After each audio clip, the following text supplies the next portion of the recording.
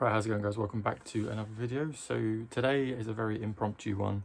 I just received off of one of my friends some Pothos NJoy cuttings, and there's actually some quite long pieces here. So I'm going to bring out my heated propagator again and get them cut up into, I was thinking of doing single nodes, but I might just do double nodes, only because otherwise I'm going to have like a million of them.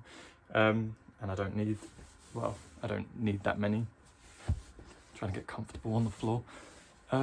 So yeah, I'm going to be doing that. I'm going to show you what soil I'm going to be using. So I've got some, this is just multi-purpose compost. This is literally just like the B&Q cheapest, no, maybe like second to cheapest brand.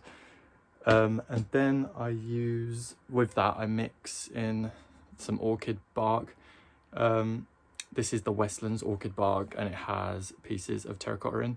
If you guys have been around for any length of time, you'll know that I really like this mix. So I'm going to mix that with the multi-purpose compost. Ideally, I'd like to also put in some sphagnum moss in here, like cut it up really finely and mix it in. I do have sphagnum moss in the garden, but I'm not going to use it today. I'm just going to do it without, because I know it's going to be fine without. So the benefit that the orchid bark will give is that it's going to keep the soil really loose and airy, which is going to create more of a humid environment in the soil rather than a wet environment, because you don't want it to be wet, you want it to be just damp, a little bit like humid and damp, because that will really get the roots going. And then I've prepared everything like Blue Peter. I've got my watering can of just water, and then below me, you can't see it, I'm really going to struggle with the camera angle here because I'm doing it on the floor, but then I've just got my heated propagator and I've filled it with sand and grit, gravel, and then I'm going to water that. So I'm going to keep the sand really damp so that it increases the humidity in the actual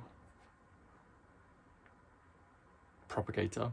So that's a good trick. As well, one of the reasons that I use the sand in the bottom is because it really spreads the temperature out quite evenly across the bottom, rather than having hot spots and cold spots. And then I'm gonna be potting all of the cuttings up into just 6cm pots, and they're all from the greenhouse. So they've all been used, and there's probably going to be a couple of spiders here and there. I'm going to obviously check for pests as well whilst I'm going through it. Right, so step one, after all those steps, I'm going to check the cuttings to make sure there aren't any pests, because the worst thing for me to do would be to trap all those pests in a really warm, damp environment where they could just proliferate and spread like crazy. So I'm just going to check quickly over these. You should probably check slowly, but I think I found the source of the issue. At the moment, a lot of my plants have thrips or have had thrips and are getting out the back end of having thrips. So I don't think these plants can have much worse than what's in here. I've got my snips here. I would recommend using a clean pair, but these are dirty, as you can see, because I use these a lot. I use them like every day at work as well. So I'm gonna bring a box forward and pot the stuff up on a box. I think that might work. Right, so I've got the propagator here. I'm just going to try to evenly dampen the sand. Just like that, that'll do. You can hear it like whistling. Right, and then I'm going to mix the two mediums together. I'm probably not going to need all of this, and that was probably too much going in at once, but hey.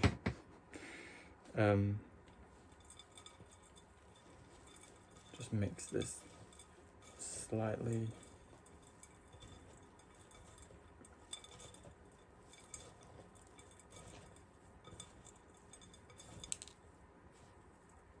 Try not to make too much of a mess. Right, so let me move that forward, move that there. And then I'll fill up a few little pots and just plonk them in.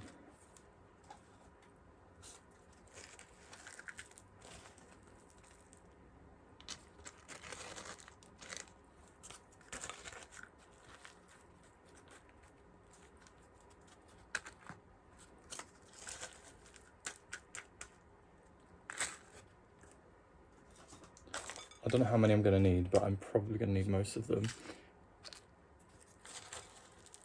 There we go. I think they always look really sweet when I'm using these tiny pots, especially in the propagator. That one in there. It doesn't matter if they're not like full up to the top or if they're just a bit messy. It's not a problem because I'm not going for looks here. There we go. That was a bit bigger than the others. I really don't know how many to do. I'll just fill it up entirely, that will work. So 3 more. Oh, almost the perfect amount. We've got 1 too many.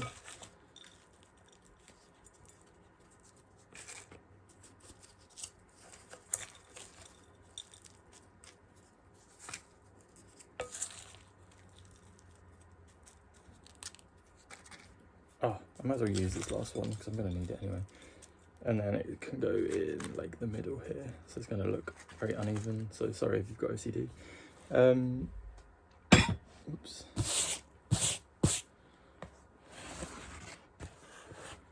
Right, there we go. So where did I put my cards? On here. So I think with the, let's cut this piece first.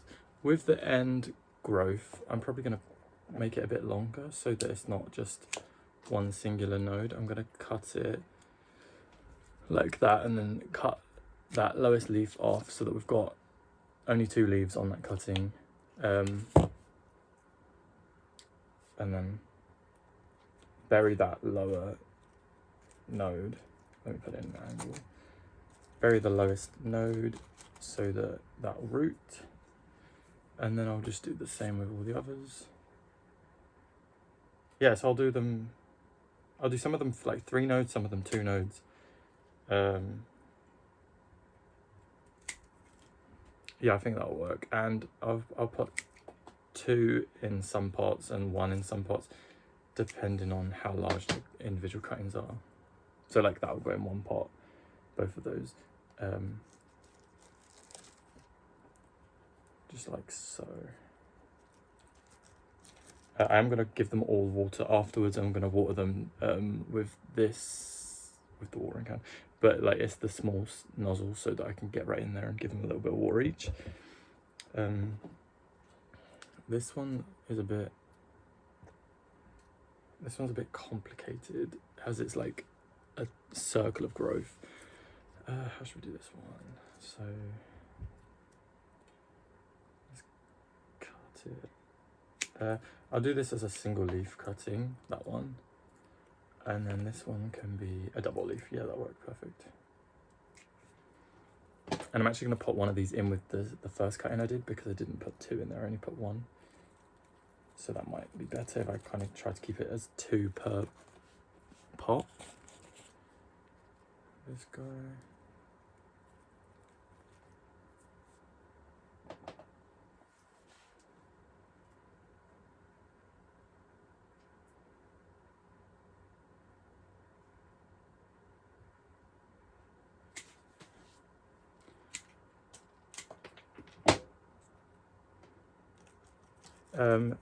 This Finalizing NJoy grows really slow.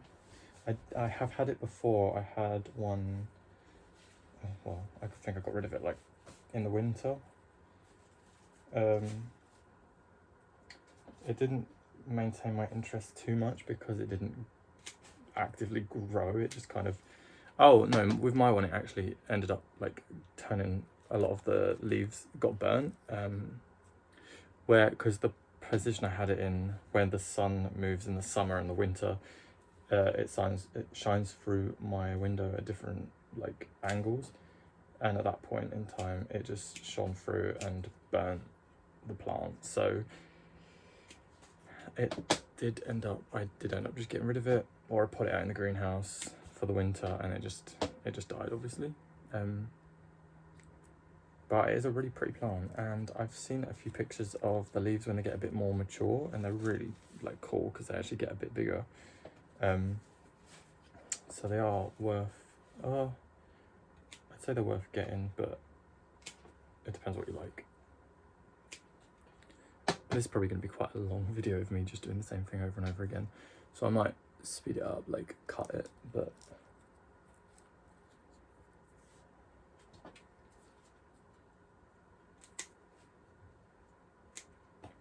oh, and whilst I'm here, I don't know that the person that I met is going to end up watching this video, but I went to a houseplant festival on Saturday just gone, so Saturday the 23rd, and I actually, well, someone came up to me and they recognised me from my videos, and it was really cool and strange because I'd never been like recognised in public before, so that was really nice getting to meet someone that watches my videos. It was like such a bizarre moment, but I really appreciated it, and I don't remember the lady's name, but I did get her on Instagram, so that's cool. If ever anyone does see me in public, I'm sure it probably won't happen again, but feel free to come and say hi. It was just really cool, and the houseplant festival was pretty cool as well. I was working on one of the stalls there, so it was a good time. Didn't get too busy. Well, actually it was busy a lot of the time, but there weren't too many stalls there, which was quite surprising.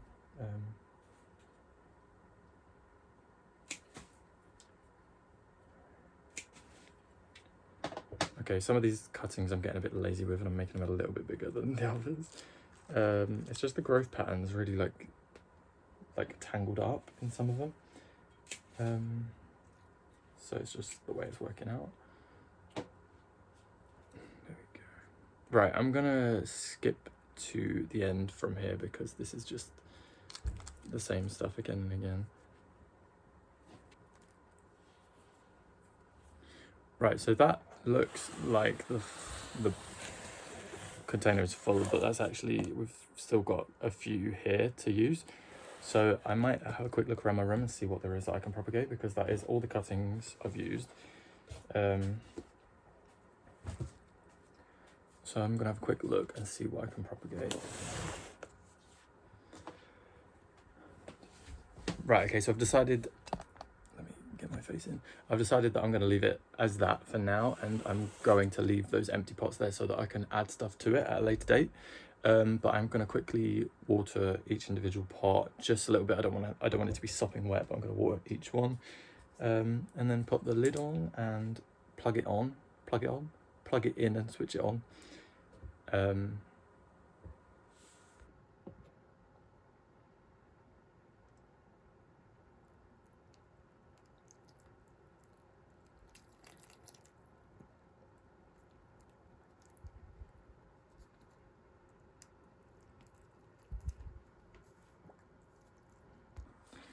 Oh, right, so I found the lid. I had to go get it out of the greenhouse because for some reason it was in the greenhouse. So I've just washed it all, and that's why it's wet. It does have this little